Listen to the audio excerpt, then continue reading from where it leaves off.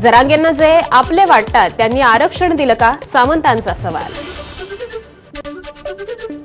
मराठ्यांना ओबीसीतून आरक्षण द्यावं की नाही हे शरद पवारांनी सांगावं, उदय सामंतांचा सवाल. तर जरांगेंची सहानुभूती मिळवण्याचा अनेकांचा प्रयत्न, सामंतांची टीका. न्यायमूर्ती शिंदेंची समिती एकनाथ शिंदेंनीच स्थापन केली. शिंदेंनी दिलेलं 10% आरक्षण अजूनही टिकून. राज ठाकरेंच्या शिंदेंवरच्या वक्तव्यावर दादा भुसेंची प्रतिक्रिया.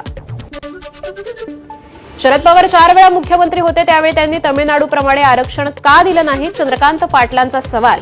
तमिळनाडूचे आरक्षण अजूनही सर्वोच्च न्यायालयात असून ते सर्वोच्च न्यायालयात टिकणार नाही, पाटलांचं वक्तव्य. आझाद मैदानाची परवानगी असताना सामान्य मुंबईकरांना वेठीस धरणं चुकीचं, उच्च शिक्षण मंत्री चंद्रकांत पाटलांचं मत. तोडगा निघत असेल तर मुख्यमंत्री जरांगेंना भेटायला जातील, चंद्रकांत पाटलांचं वक्तव्य. मराठ्यांना ओबीसीतून आरक्षण मिळणं अशक्य, चंद्रकांत पाटलांचं वक्तव्य. वेळ मारून न्यायला मागण्या मान्य केल्या तर त्या कायदेशीरदृष्ट्या टिकणार नाहीत, पाटलांची माहिती. मतांच्या राजकारणासाठी महाराष्ट्राची कोंडी करणं सुरू, भाजप नेते केशव उपाध्येंची टीका. तर सरकार जरांगेंशी सकारात्मक भावनेने संवाद साधतंय, उपाध्येंची माहिती. भाजपला लालबागच्या राजाचे आशीर्वाद हवे तर ठाकरेंच्या सेनेला औरंगाबादचे. भाजप माध्यम प्रमुख नवनाथ बन यांची टीका. आधी ओबीसी आरक्षणावर भूमिका मांडा, मगच अमित शहांना प्रश्न विचारा, बन यांचा पलटवार. शरद पवारांच्या राष्ट्रवादीचे ओबीसी सेलचे अध्यक्ष राज राजापूरकर यांनी घेतली जरांगेंची भेट. तब्येतीची विचारपूस करण्यासाठी भेट घेतली, आंदोलनात सहभागी होण्यासाठी नाही, राज राजापूरकर यांची प्रतिक्रिया. राज राजापूरकर यांनी जरांगेंच्या आंदोलनस्थळी जाऊन ओबीसींसोबत दगाबाजी केली, समता परिषदेचे प्रदेश सरचिटणीस ईश्वर बाबू बुधळेंची प्रतिक्रिया. पाठिंबा दर्शवण्यासाठी राजापूरकर आले होते, जरांगेंची प्रतिक्रिया. तर यासाठी आपण लबाड लोकांना लांब ठेवतो, जरांगेंनी राजापूरकरांना सुनावलं. शरद पवारांच्या राष्ट्रवादीचे खासदार धैर्यशील मोहिते पाटलांनी घेतली जरांगेंची भेट. दोघांमध्ये आरक्षणाच्या विषयावर चर्चा झाली. आमदार विलास भुमरेंनी घेतली जरांगेंची भेट. जरांगेंच्या मागण्यांबाबत मुख्यमंत्री, दोन्ही उपमुख्यमंत्री सकारात्मक आहेत, विलास भुमरेंची प्रतिक्रिया. काही आरक्षण अभ्यासकांनी घेतली जरांगेंची भेट. हैदराबाद गॅझेट अभ्यासक, सांगली मराठा आरक्षण अभ्यासक, सातारा गॅझेट अभ्यासक या सगळ्यांनी जरांगेंची भेट घेतली.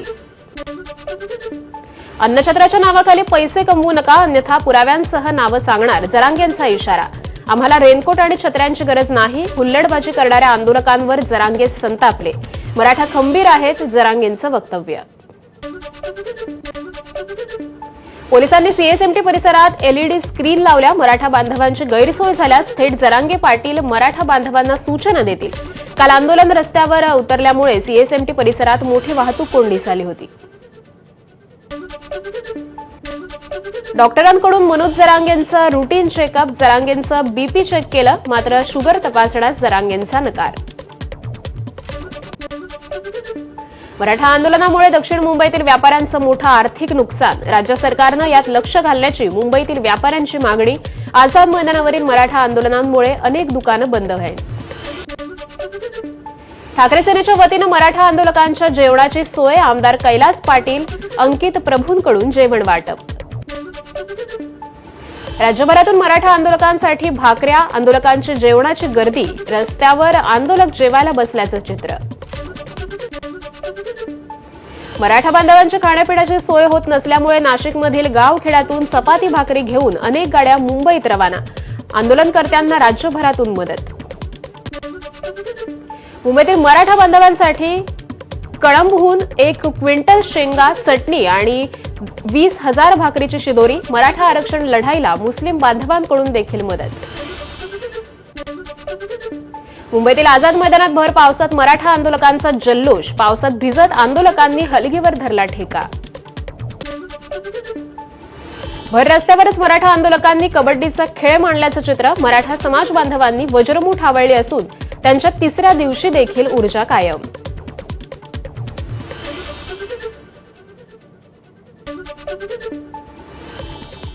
यासोबतच बुलेटिनमध्ये एक छोटासा ब्रेक घेतोय. कुठेही जाऊ नका, पाहत रहा एबीपी माझा.